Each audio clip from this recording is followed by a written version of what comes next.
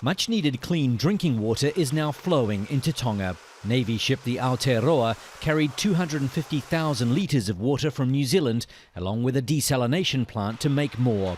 It's a life-saving delivery after ash from the volcano blanketed the islands of Tonga a week ago and contaminated the water supply. In Auckland, there was another show of Pacific Island generosity as a delegation from Samoa handed over supplies to the Speaker of Tonga's Parliament, who says his people are doing the best they can but still need help. I think people are trying to get back to work, restore some sense of normality. But at the same time, there are disruptions to services, water services, power, communication still intermittent. At a government level, there's been a rush to help Tonga, which analysts believe has been motivated by humanitarianism and geopolitical strategic goals.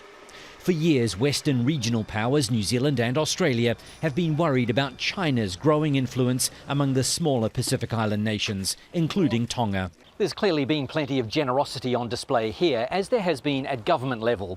But after any natural disaster, attention inevitably turns towards the recovery and rebuilding phase. How will that happen? And most importantly, who'll pay?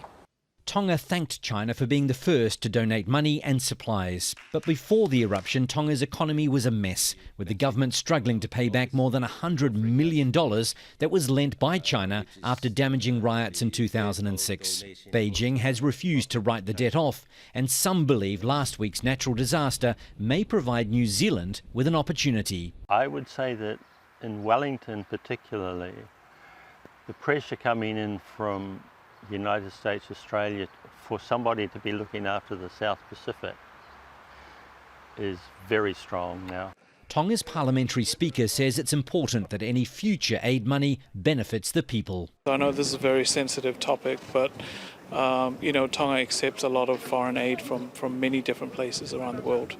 And we just need to ensure that that aid is funneled in a sustainable fashion. At the moment, the aid is flowing in the form of donations, but longer-term rebuilding may be a more complicated affair.